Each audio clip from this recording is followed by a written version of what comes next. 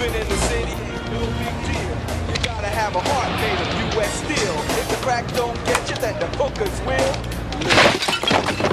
Hey, Slumbag! What's your problem, bro? We're trying to have a good time. Nope.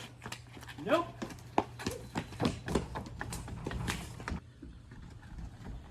How did... You know what? I don't need my knife against you. Let's sell this like gentlemen. Bare hands. Put them up. Alright, fine. I'll make the first move.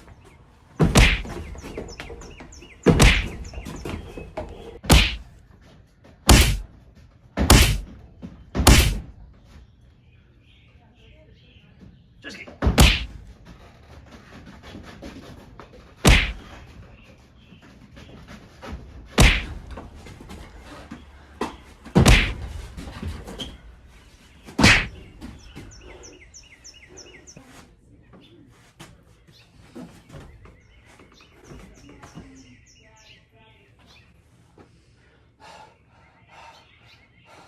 Take your best shot.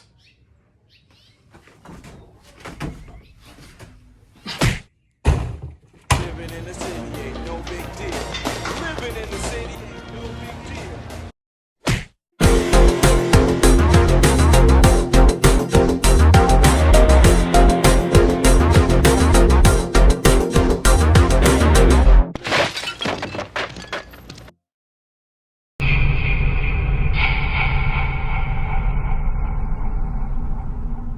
What is going on, guys and gals, and welcome to Good Reel Hunting. We're out for the good reels, so you don't have to. It's your boy Brad. The Brett Man's right over here. Chris is right underneath us. We're at week 8 of our Friday the 13th review series, which is also the largest Friday the 13th summer in the history of YouTube. It's been a phenomenal time so far. We've had so much fun. We've reviewed 7 movies so far. We're up to part 8. Jason's about to take Manhattan. Of course, today we are going to be reviewing Friday the 13th, part 8. Jason takes Manhattan. Will he do it? We're going to find out here in a little bit. Brad, please refer to it by its original title, which was Friday the 13th, part 8. Jason briefly commandeers a small ship. Briefly. Very briefly. And he takes it out to the ocean. The movie. Okay. Brett, pulls up the card. Okay, so we're not going to be alone in this journey. Of course, throughout this whole summer, we've been reviewing these movies with Chase Moser from Moser Movie Reviews, Robbie Sobel, our friend, the man, Filthy Dan, the man himself down there, Nick Cooling, and tonight there's going to be a live watch party if you want to see it, which is it's going to be tonight on House of the Living Dead's channel for Friday the 13th, part 8. Jason Takes Manhattan. Of course, still show up there even if you hate the movie because it's going to be a good time. They're going to get you through it. It's going to be a lot of fun. Yeah, I'm excited to get into this one because, you know, it's going to be easy. I don't have a lot of good things to say, but if you haven't seen our first 7 reviews, be sure to check out a link for those over Brett's head over there because they've been good. We've had a lot of fun. We've really enjoyed doing this franchise, and today's going to be no different, ladies and gentlemen. I know we're making some jokes, but I'm excited to get into this one, and I know these other guys are as well. So, guys, what are you thinking so far? Man, you know, I am more happier than Jason Voorhees on the dance floor. You got it, buddy. Hope everyone brought some cheese for their fucking crackers, okay? Because this is the cheesiest shit I've ever seen, maybe of all time. Bring an umbrella too. Yeah, I'm let's jump right happier. into the negatives because there are no positives. I'm happier than Tara on the freaking poop deck doing some cocaine, seeing some random ass maintenance guys coming in here and saying, here's a hot guy at 10 o'clock. Okay, Brett, hit us with the card with the movie facts. All right, let's do it. Here we go. Okay, so this thing came out July 28th, 1989. Of course, it's got a 4.6 out of 10 on the IMDb meter. The Rotten Tomatoes has it listed at an 8% with a 27% audience score. No surprises there. Largest budget to date, if I'm not mistaken, at $5 million, but it only brought in $14 million, and of course directed by Rob Hedden. So those margins are starting to shrink. What do you guys think of these numbers? They need triple the budget in order to create the masterpiece of which is Jason Takes Manhattan. Yeah, but then they would have lost money on it. I actually, you never know because I saw explaining them in this video. They had amazing ideas for this movie, so maybe that domestic money would have tripled too if they gave him triple the budget. And doubt damn it, with that $5 million budget, you can easily tell it was not enough to create this movie for what it wanted to be. Right, you are. Chris, what do you think, pal? I have no words. 27% on the audience meter is too high. How the fuck did this thing have a $5 million budget? You know what I mean? That return is... Because they were going to New York. Chris, I'll tell you why. It's because this franchise rather has made so much money up to this point. They're like, what the hell? We'll give you $5 million. But honestly, it's a good thing they didn't give any more than that. Yeah, that's probably it. You know, and I know that we often joke about what the thought process, what the meeting for these movies must have been. And, you know, we said on part 7 that they just kind of gave up. They threw something out there and they were like, let's just roll with it. And this time, I don't think they sent out a questionnaire to a bunch of 8-year-olds and said, hey, what do you think would be scary for this character? And this is what they came back with. I mean, there's just something... It's so wild to me. It's so out there. How does the waterway even reach from Crystal Lake to Manhattan? We won't even attempt to answer those questions today. Okay. We're not whatever the word term is, the study of land and bullshit and all that. Geography. But before you all, Brett, pull us up with that Jason fact card. I'm so glad you asked. I'm so glad you asked. And yes, this is the correct one this time. Yes. So here we go. Jason Voorhees facts for part 8 is played mainly by King Hodder, but we also have appearance of kid Jason Voorhees, Brad's favorite Jason in the entire franchise, of Tim Merkovich. And Jason Voorhees had 18 victims. And how did he kill all those 18 victims? He did it with a spear gun, a spear, a guitar, sonorok, glass shard, a harpoon, the good old classic machete, his bare hands, an axe, a syringe, sewage, and of course, a wrench. What the hell? You make it sound like he shat someone to death. He killed him with sewage. With rats floating in it. Yeah, with rats, and it's green. It kind of looks like the green from like the ooze from Teenage Mutant Ninja Turtles 2.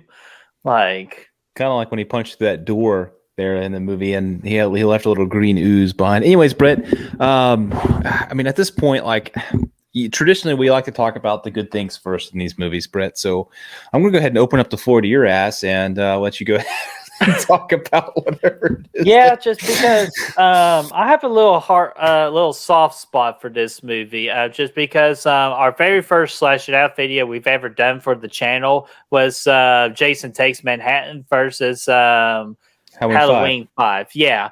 And so when I did like Halloween really 5 dig won. in, yeah, because I don't feel like my movie got a fair chance. No, I'm just kidding. It was a really good battle. It was fun. It was a really good fun. If you want to see it, a link is above my head as well. If you want to, that and all other Slash It Outs too. But when I did my research for the Slash It Out with Manhattan, I've learned so much about this movie with all the limits, like the restrictions they had about how much it cost, like to shoot in New York and all that. And that's why they had to shoot in Vancouver, because it was a lot cheaper to shoot in Canada versus New York. And with a $5 million budget, which to me wasn't enough. But during that time, I guess that's like equivalent to what it would be now. But first off, too, I thought the poster looks great. It's one of my favorite posters within the franchise. I enjoyed that. I enjoyed the intro music they play at the beginning. And that was The Darkest Side of the Night by Metropolis. It's a game they play. That song's been in my damn head all day, Brett. I'm not gonna lie. Oh, yeah. I didn't want to cut you off. I'm gonna let you keep going. I'm gonna let you finish. But I did want to step in. I did want to step in briefly because I didn't want you to get too far ahead without me mentioning the marketing for this movie was fantastic. It was some of the best. The franchise. Yeah, they really nailed it with that, and that little trailer they did with the New York thing, all that stuff was fantastic. It was great, false at times, yeah, sure, but it was awesome, and the song was sick. Though it was, I mean, the montage itself was great, but that's just what you need in. It starts. This is a Friday the 13th movie, mind you, and it starts off with the beat is sick. The sick ass beat. I will give you that. But it's like a freaking mugging and like some heroin getting shot up in the sky, and that's like your opening. Sewage.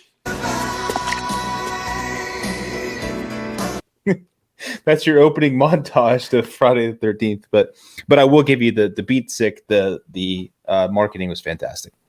Yeah, it really was too. And then I'm just going to go ahead and continue with positives just because these two assholes. No, go ahead. I just didn't want you to get too far. I wanted to mention the marketing. No, that's okay because like my heart's about to be broken here in like 5 minutes. So my heart can't take much more of this. Yeah, it's not good. It's not good. That's not good. But this movie had memorable kills for me because you got the guitar kill, you got the Son of Rock kill, you got the amazing boxing match of the century between Julius and Jason Voorhees, and then the sewage burial. And then, of course, you had two great cinematography shots in this movie, too. The first one being Jason in downtown New York.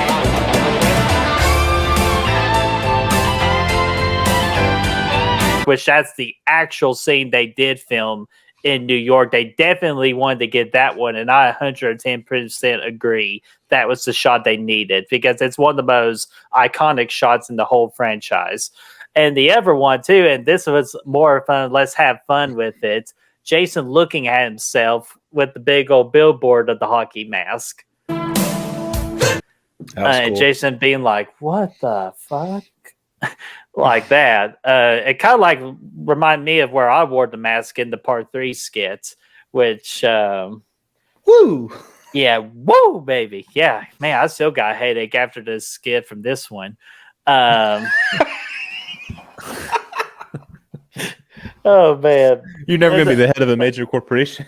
No, I won't. But damn, that skit was so much fun. But no, at the end of the day, guys, I do find some positives. I know these gentlemen don't, and I respect their opinion on it. So we're just gonna go ahead and let's just jump on straight to the negatives. No, wait a minute, I'm sorry. I'm sorry. No, I'm sorry. I do have a good positive here that I wanted to make. Yeah, get your positive real quick, and then I'll do my last little backstory of this movie.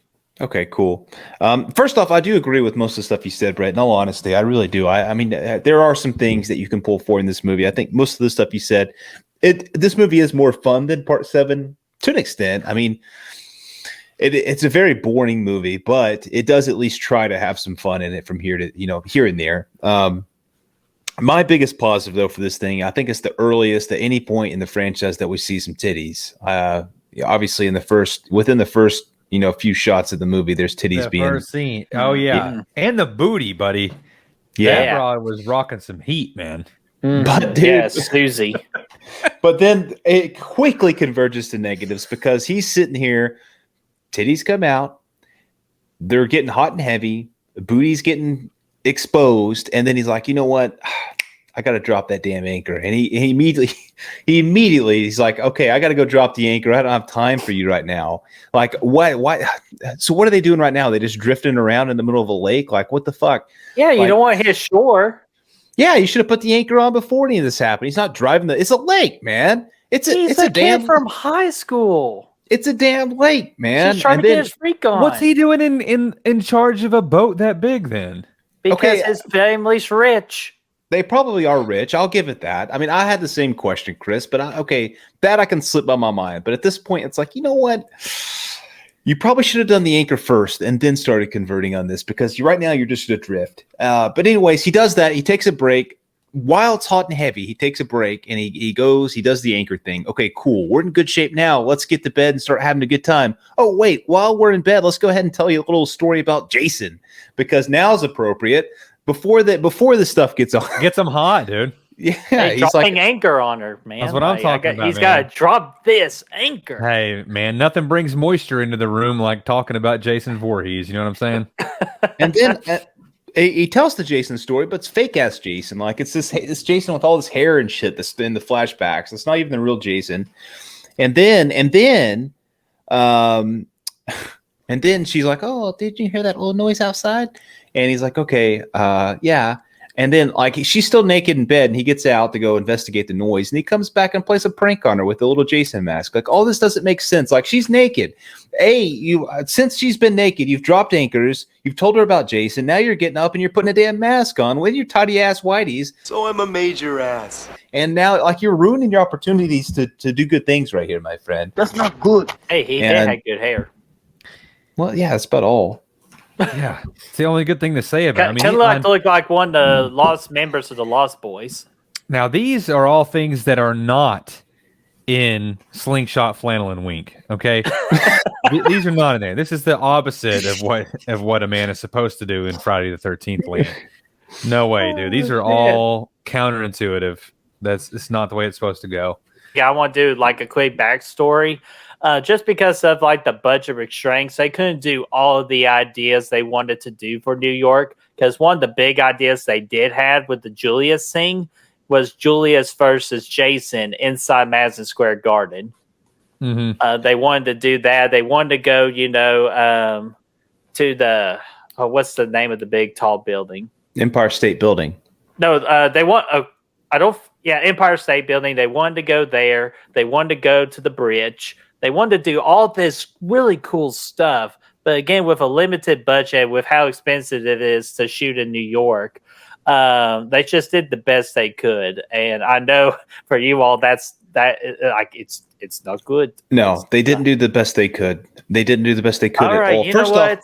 Let go ahead. Negative Okay. away, you motherfucker. Yeah, for the record, before we get into this, I want to say that a large portion of my notes are not necessarily negatives, more of WTFs. I got a whole page of those over there. I'm just kind of like, what the fuck happened? What was how did this come to be? Those kind of things.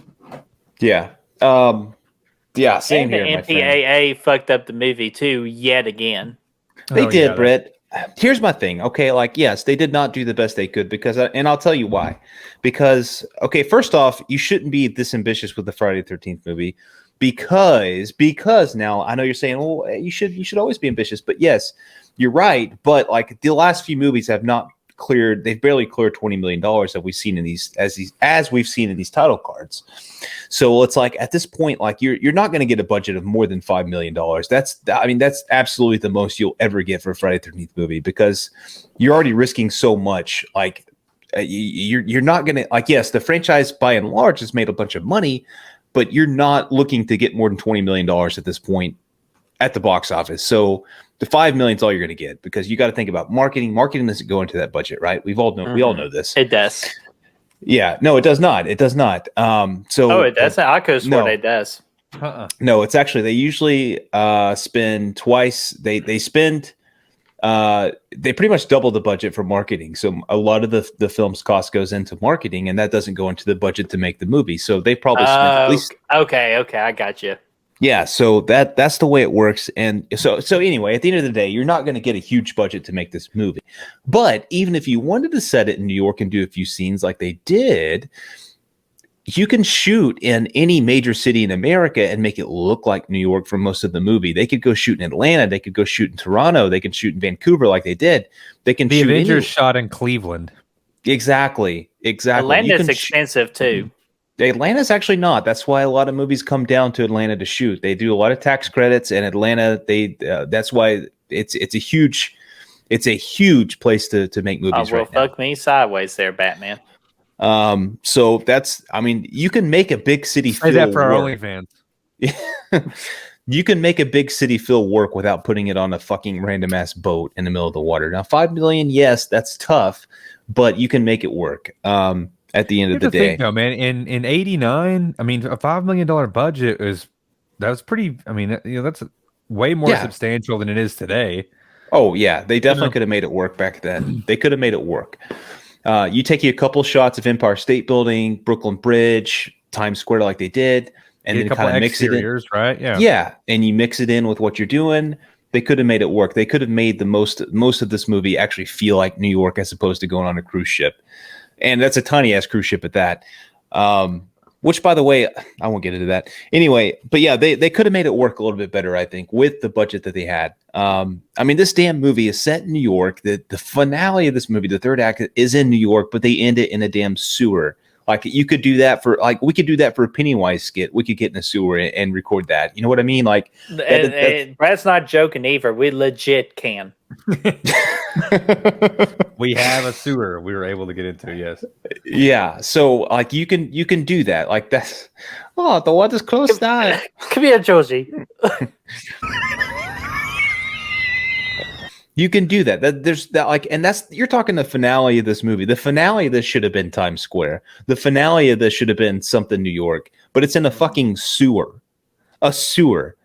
And I won't get into what goes on at the finale yet. We'll get into that here in a minute. But anyways, like, what are you guys thinking so far? Like, I mean, I think they're just looking for the Teenage Mutant Ninja Turtles to kick Jason's ass. That's why they went to the sewer. Oh, the sewers, Georgie. So many. The weather is nice down here. So yeah, and despite what you guys said, the music, even though it was a great song, is completely fucking left field. I felt like because it is such a sharp left turn. Whenever it's like, oh, they're showing the depravity of New York City, and then all of a sudden it's like boom, boom, boom. Whatever the fucking how the song goes. I do follow along with what Brad said, just to echo that a bit. Great booty in the first scene. Love that whole thing. Dumbest fucking death scene of all time. Dumbest way to bring Jason back. Did you guys see how much that anchor was pulling on the first? First of all, electricity lines aren't run under the fucking ocean like that. Secondly. First off, it was a lake. Listen, he would had to have gotten in that boat and just tried to goose it, just like in order for that anchor to be like. So many questions there, and it was the late '80s. Those like electrical things are not strong enough as the ones we have are today, so they can easily rip. How lazy was that resurrection? But also, and in this how movie, ridiculous... Jason Voorhees is the most electrifying horror icon of all of horror entertainment. And so, how ridiculous did he look under the water with his arms sticking up through the freaking deck? And he had the freaking wrapped up freaking, like, he looked like what the are you kidding me right now? Like, this is what we resorted to. With so much effort they put into part 7 with, like, we were talking about on that episode where he, they took the time to add in all of the injuries and all those things that he had gone through, in all the other movies. And in this one, it was like they totally forgot about that. He comes up on the boat. He looks relatively normal, like maybe he was just down there for a swim. And then proceeds to carry out one of the worst fucking death scenes of all time. 7 miles an hour. And usually when I pull people over, I'm black sheep. 7 miles an hour. Anyway, 7 movies. 7 movies of practice, right? And he's going to pull the fucking harpoon up and miss. Yeah, and maybe he's a little bit rusty. He's been sleeping for so many years. He was probably a little rusty. He was sleeping so long that he regenerated skin from the last one. That's what he did. Now he's freaking back to normal, like you said. And I noticed that too when he was grabbing on the rails. He jumps up. You can see like a little like skin where they. I noticed, and especially whenever there's the little scene where he jumps up and grabs. Going on the Titanic. Dude, he Completely climbs that normal. rope like he's been doing CrossFit for the last 3 years. That's a long ass fucking rope, dude. And he just climbs up that thing like it's no problem. Are you talking about in the big ship now? Yeah. But yeah, going back to the little ass ship, it's like, what the fuck? What's it called? The Lady Slayer or something? It had a weird ass name to it. Like Whatever the hell it is, but I know the big ship's like the Lazarus. the Lazarus, yeah. But Lazarus, the little yeah. one, What Lazarus? are we supposed to buy that again? And if in this franchise, 2 movies in one franchise, somebody's got a hockey mask and a fucking harpoon that they brought with them to slay some I'm telling you, dude. some ladies. That one Like, guy, what the? the one guy in the opening scene is like, "There's no way I'm getting any puss tonight if I don't have a harpoon and a hockey mask." Everyone knows that. Yeah, and I also want to point out something that cracked me up. You know, Captain Eyebrows. What was with that scene at the very beginning of that where he's like, well, for this particular trip, I want to relinquish command to my son, Lloyd Christmas.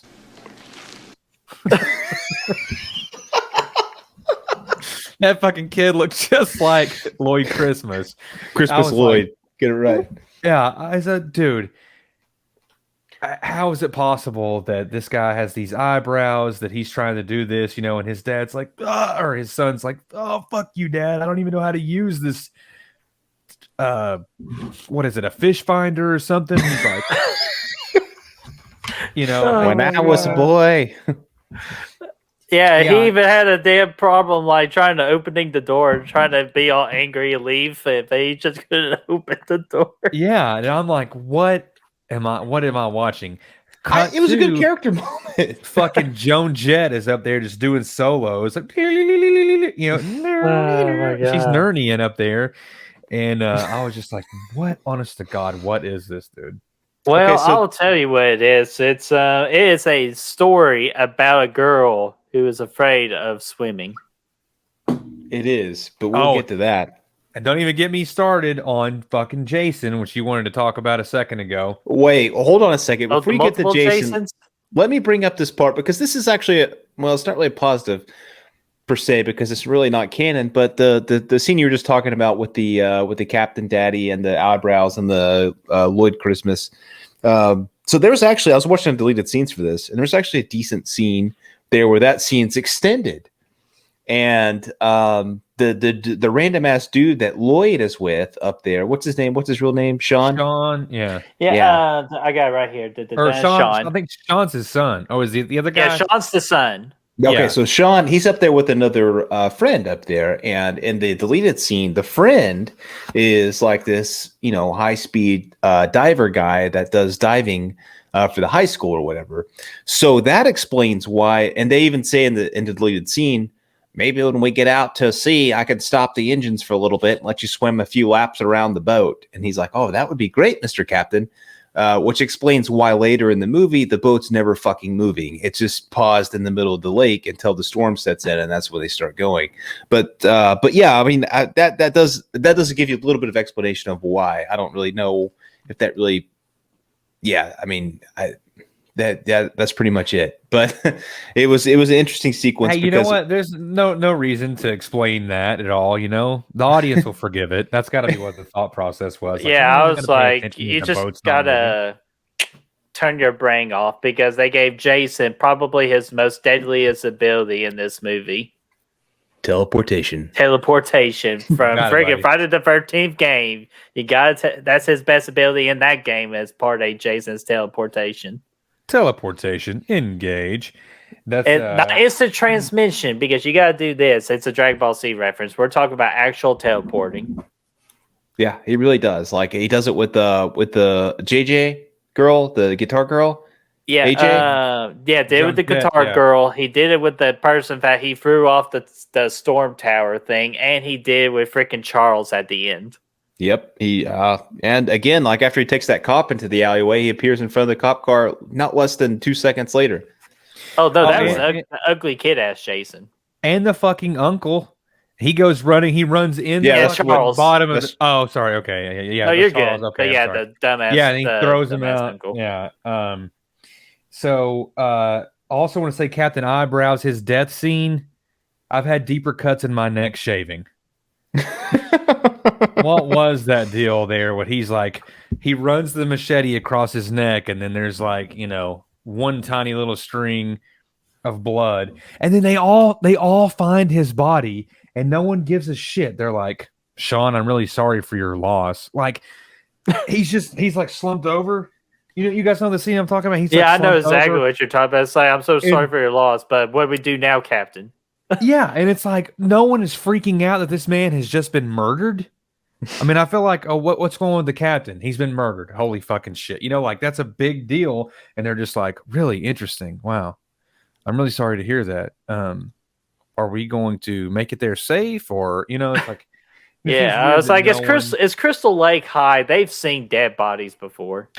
I guess. Ladies and gentlemen, we have ourselves a homicide.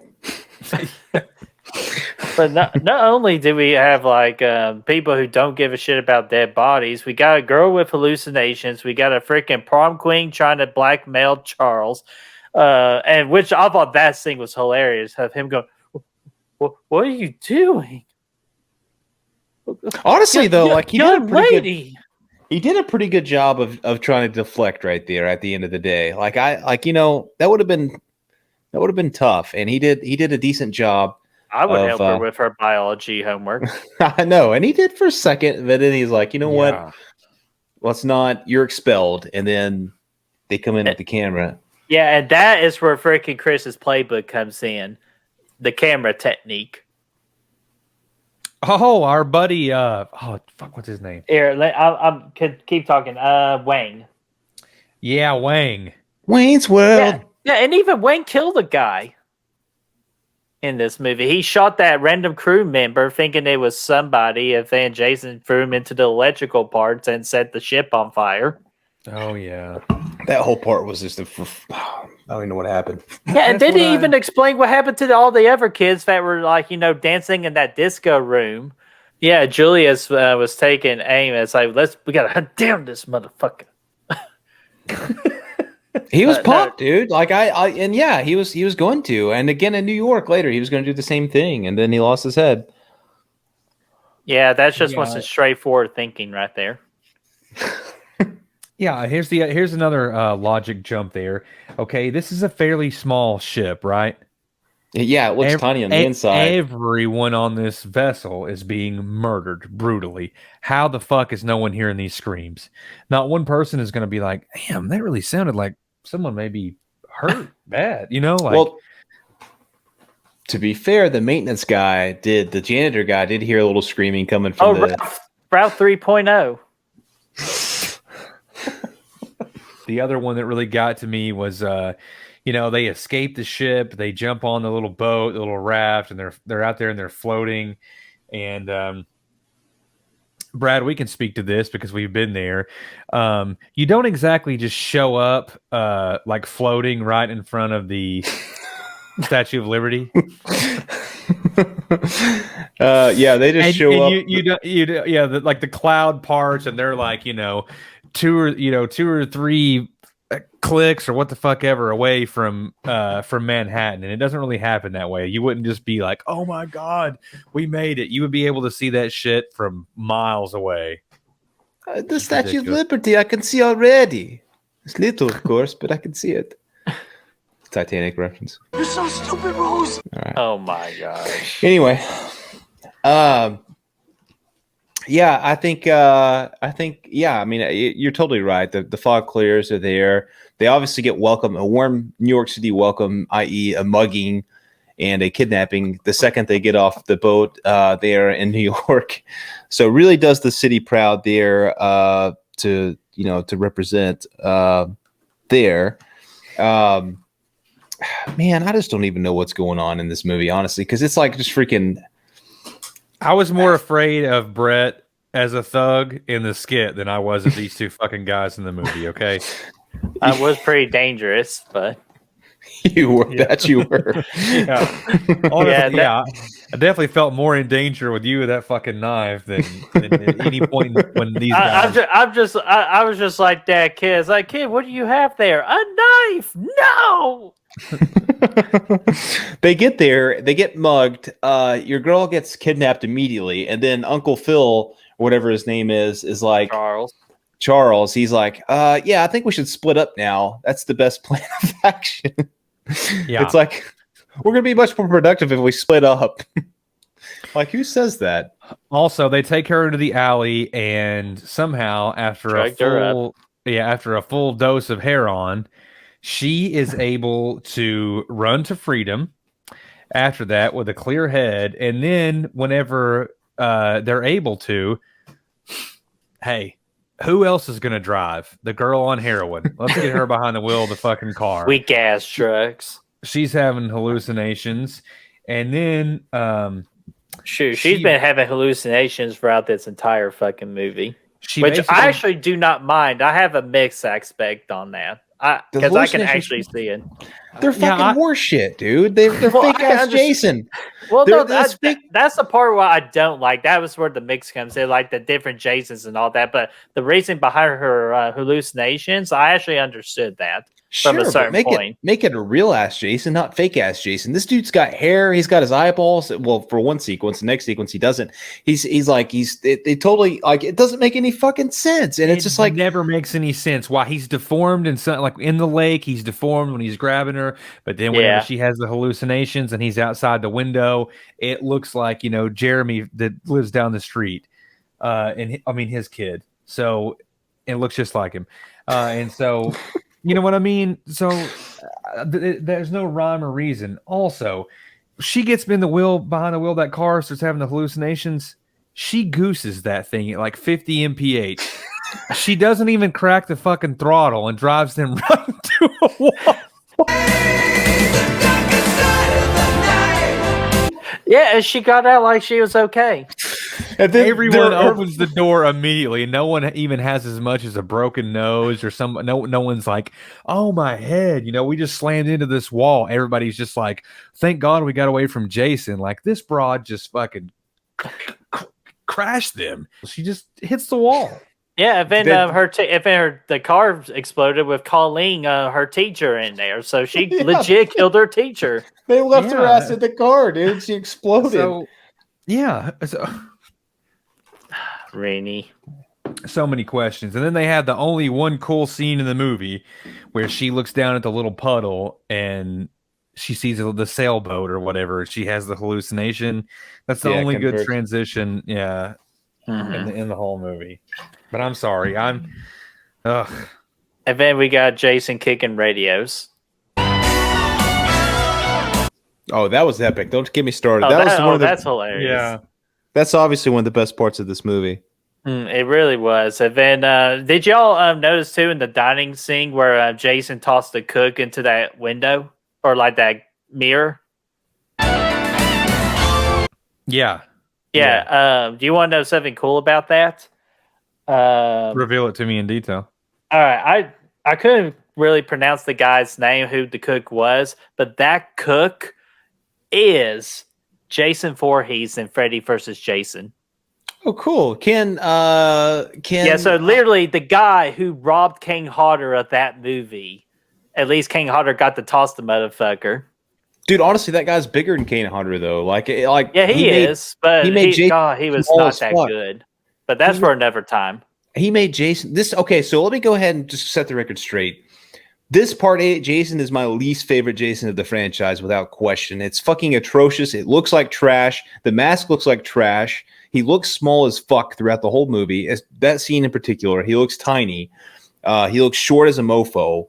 There's no question about it. He's wet as a son of a bitch the whole movie. Oh my god! I have to defend this again, dude. There's nothing to defend. He's wet. He's wet as shit. He's not only with water, with moisture, but with green ass ooze. He looks like he just got slimed from Nickelodeon. And the little mini ass Jason, he gets slimed too. He has green ooze freaking oozing off of him.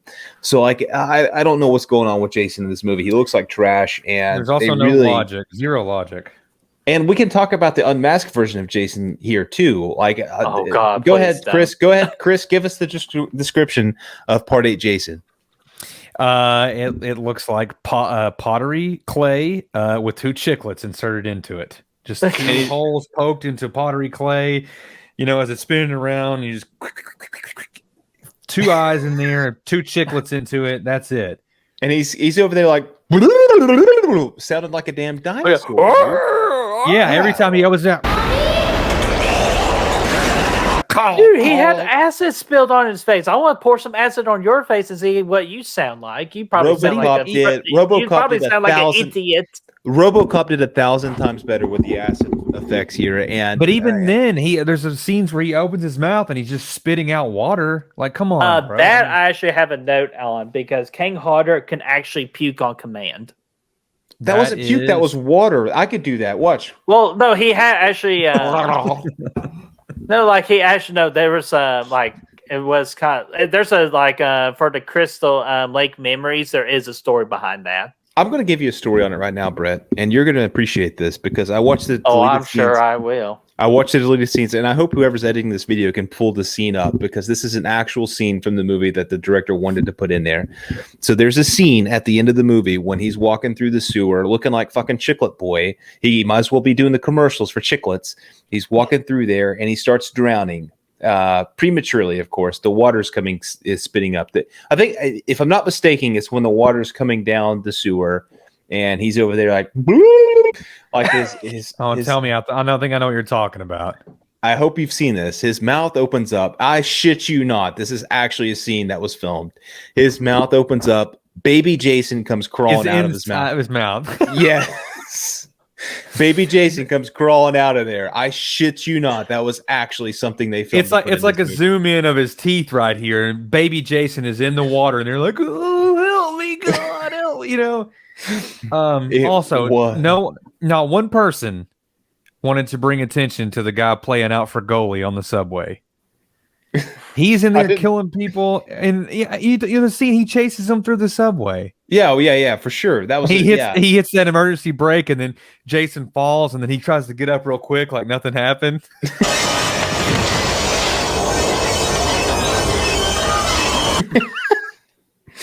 And again, that's a sequence where Jason looks small as fuck in the subway and even in the boat, because you could tell the boat's tiny, the ceiling's really low, and he's still not filling that frame up the way he should. He's small, like he's short, and he's just and the subway, you can really tell that too. That's another sequence where you can tell. But dude, I swear, man, I just don't get this thing, man. I really don't. Oh man, like Jason's he's a hero. He helped save Rennie from those two muggers. Yeah, which brings me on to the next point. Well, yeah, okay. That didn't make sense to me either. Like Jason's no fucking anti-hero. No, I was cool with that because, I was going to save it for part 9, but we'll go ahead and talk about it now. Part 9, I sent you guys that article earlier where part 9 was actually supposed to be where Jason goes to L.A. He's going to do the Snake Plissken thing where he goes to New York and then he goes to L.A. And the whole Snake. Yeah, the whole movie was going to be Jason killing gang members. It was going to be like he gets caught up in a gang battle between the Crips and the Bloods in L.A. and he's just fucking slaying fools out there. And actually, I thought that sounded a lot better from what the fuck we did get, but we'll discuss that movie. Yeah, we'll talk about that again. But yeah, that just kind of reminded me of that sequence there, which I didn't really have a problem with it. It was kind of fun, but but he could have easily killed Rennie right then and there. Yeah, he could have killed her multiple times, but yeah, he could have got a Sogo. Yeah, stab one, get one, where you just right through. Yeah, double whammy, like he did in part 2. Yeah, when he killed Jeff. I'm sorry, Brett. I just like that. This whole thing just makes me mad when Jason comes showing up and they take the mask off, and it's so unbelievably lazy. You think 7 is a departure from 6? Well, wait till you see 8 after 7. It's like, dude, it's like they went through so much work in part 7 to make Jason look badass, and this is a complete 180 to make him look like shit. It's unreal. How much time and effort went into the other one, and this one is just like, oh my god. Yeah, like I'm not disagreeing. Like I've easily have this like potentially in the bottom of my list and all that, but damn, like I feel bad for this movie too, just because like if they would have like gotten like everything they wanted to, Like even with a bigger budget, it could have had a better writing team as well. So like, it's all about the money. I feel like the money is what held them back. Even though I understand what Chris was saying, that in $5 million to make a movie, that's a damn good chunk of money. Yeah. But I agree with Brad too. They could have done it in a different city, like do it in a different city. It didn't have to be takes Manhattan. It could literally be Jason takes Atlanta for all I give a shit. But yeah, and they could have made it look like that's a part of creative filmmaking. Like it happened, like it's constant. Like every movie out there that's set in New York is not actually in New York. There's a very there's because only they a filmed few, most of everything in Vancouver. or anywhere. Like in any modern cinema, movie. Like there's very few movies that are actually filmed completely exclusively in New York. Like it's very common. If you're a filmmaker, you need to know that. You need to know that going in. You need to plan around that. You can't plan the whole movie to film in New York because you should know ahead of time it's going to be as expensive as fuck. Way too expensive for a Friday the 13th movie. You should plan that ahead. You could do interior your big shots and get your exteriors and stuff like that, and then do your like inner city shots and stuff in a different city that has tax breaks. Yeah, which I can Atlanta. Yeah, and I can tell you now, if they once all the lawsuit stuff gets done, if they want to try to remake this movie, I'm not sure why they would, but if they did, I promise you, they give them the actual fucking budget to do what they officially wanted to. They're not going to get any more money now than they got in 1989 because it's a slasher movie. Halloween 2018 got a $5 million budget. I mean, it's like you're not going to get. Yeah, but you had 100 times better team organizing that than we did in this. I'm just saying they're not going to give a Jason movie a $100 million budget. It needs to shoot exclusively in New York. It's just not going to happen. It never was going to happen. It's not going to happen now. So you need to plan ahead. You got to be creative in your filmmaking to make it work. And it starts with characters too. And and I agree. The characters absolutely suck. Probably Brittany's my least favorite final girl. Absolutely. Actually, I don't know. I probably like her better than Pam, but I will say Alice is better than Rennie and Pam. At the end of the day, you can't look at the movie for what it could have been and what they wanted to do. You got to look at it for what it is, and this one's not good. Not good. And I may be wrong about that Halloween budget, but at the end of the day, it's still very low. I think you were I actually think you're actually spot on with that. I think it was $5 million. It wasn't a lot. I know it was around that ballpark. And plus, with Halloween, it doesn't need to be a big budget movie anyway, just because of the type of character Michael is. But that was a different topic. Check us out on Goodwill Hunting 2021 for more Halloween content. But with this one, I got nothing really pretty much left else to say. I'm not sure if y'all have any more hurtful comments you want to make. The last thing I got to say is Jason Voorhees, more like Jason Voorhees. Oh, get the fuck out of here. You know what? I know who your favorite character in this movie was. It was Toby the dog. Yeah, it was the only one. Yeah, okay. Yeah, Chris, you got anything else? I don't think so, man. I don't know. I went into this thing with an open mind, and I mean, there's just really not a lot to say. It's not particularly fun. It's not, you don't really care about any of the characters. The kills aren't that great. There's just really not a lot about this one to, for whatever reason, whether it was the writing or MPAA really dicked it over. I mean, whatever reason, it's just really not good. So that's just the nature of it. All right. So you want to go in for best kill? Let's do it. All right, which I'm just going to say is probably going to be like completely obvious. So not only are we going to mention our best kill, but mention like the second one too. But the best kill is easily Julia's, which I think that scene is awesome too, because Julia's is actually punching Kang harder. So you think they're acting? That's not acting. Like he is actually punching him in the face and in the stomach and all that to make that scene as realistic as possible. So I thought that was awesome to know about it. And they had I think they had like one shot with the whole head technique to get the perfect camera angle and all that, which guess what? We did it in one take, motherfuckers. Not Two, true. actually. It took two. Well, fuck. Anywho's, yeah, freaking trying to toss the watermelon up. Yeah, we'll save that for the behind the feature stream. But no, it's the Julia's kill, hands down the best kill in the movie. Another honorable mention too for a kill is JJ the guitar one. Yeah, and the guitar one was a lot. Yeah, of the fun, too. POV one. I thought that was a fun kill. It going. Okay. Yeah, I mean, I agree with you 100%. It's got to be Julius. There's a reason why we used it in the skit. It's the funnest one. It's the only one that's really worth the fuck. And the guitar one was pretty solid as well. So yeah, I'm on board there, right with you.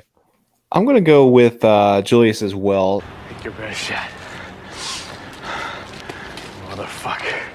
For the reason you guys said, my second place is going to be the sauna room kill. I thought that one was pretty sweet, actually. I actually really quite like that one. And the uncut version was a little bit better. It's not much better, but it's a little bit better. The dance floor kill. Hit it, hit it, hit it, hit it, get it, get it, get it, get it. Ow, ow, ow. Show them, girl, yeah. Boom, boom, bow, bow, boom, boom, boom, boom, boom, boom, boom, bow, bow, bow, bow, bow, bow, boom. Yeah, what the fuck? No, Dude, I that will was say, dude, talented hey. too, because she actually got chugged because that's not a stunt double. Dude, I'm let me pretty tell sure you, that's not a stunt double. the Tara kill in the uncut, the deleted scenes was fantastic. And the aftermath of it, she's got fucking glass shards coming out of every fucking orifice. It's pretty intense, and it's pretty good. It obviously got cut down, but yeah, either From her way, ass? Chris told me to tell that joke. I'll just Chris, why'd you tell me? Chris, you told me I was going to be funny. rate it. Just rate it. Just rate the movie. Chris, talk to me. I feel like if I take this and I go this way with it one more time, then I'll be Okay. All right. Well, let's rate this movie because you know me, Mr. Generosity here. I'm going to rate this movie a 2.5 out of 5. Again, I am going to be a little biased just because with all the research I did and how bad I feel about the movie. But Brad is right. You have to rate it for what it is. But sometimes I just can't do that. If I have an attachment to it, I for some reason have an attachment to this piece of shit movie. So I am going to give this movie a 2.5 out of 5.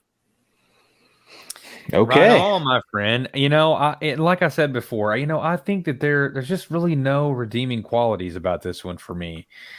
And for that, I mean, I guess it's still, yeah, I don't know. I mean, I can never bring myself to give something a 0, but I think I'm going to give this 1.5 stars. Just 1.5. Yeah, 1.5. You know what I mean? God damn it. Okay. I'm going to give this a 0.75. I think it does have some redeeming qualities, but it's not enough to put it close to average. It's definitely below average, and yeah, honestly, yeah. I mean, for me, it's dog shit out of a horse's ass. But I think between the three of us, it's going to be a Smith's Grove at the end of the day.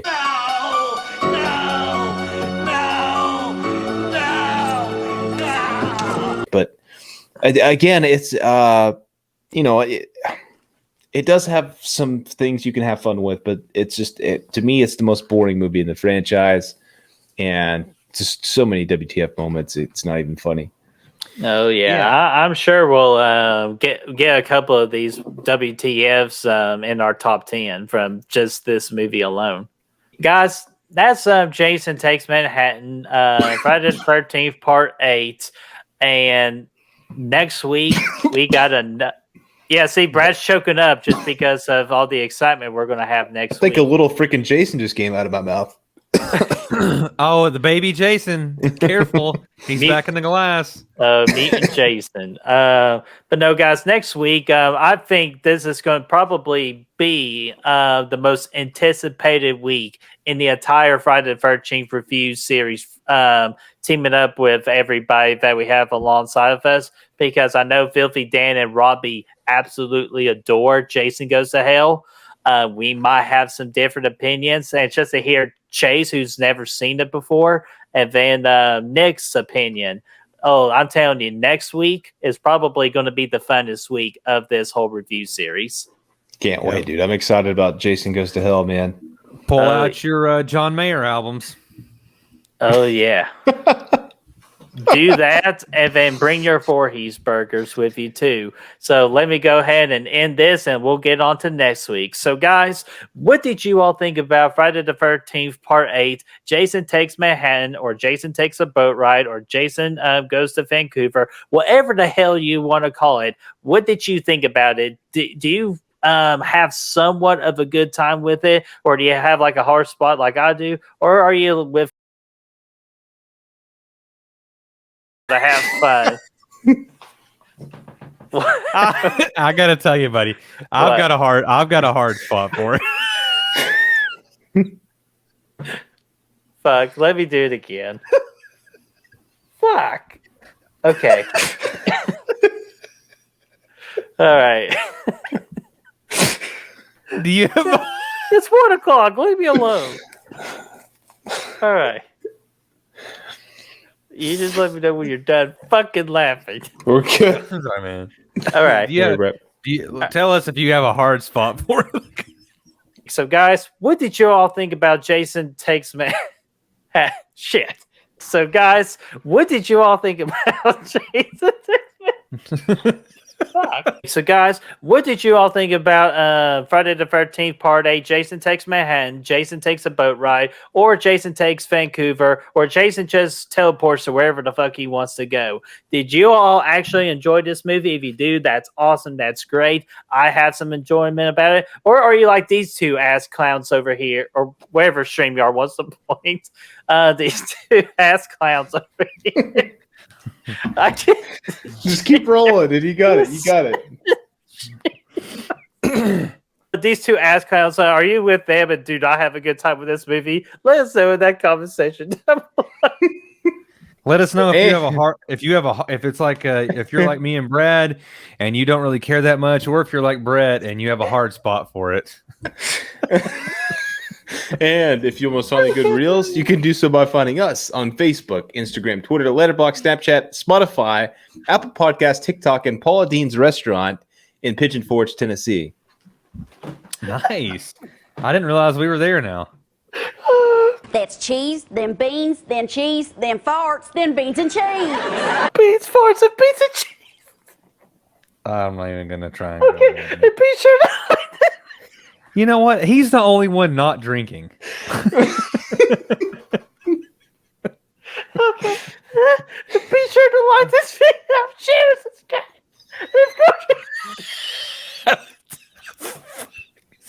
Let's hit the damn recording. We'll see you guys What the fuck is he talking next about? week.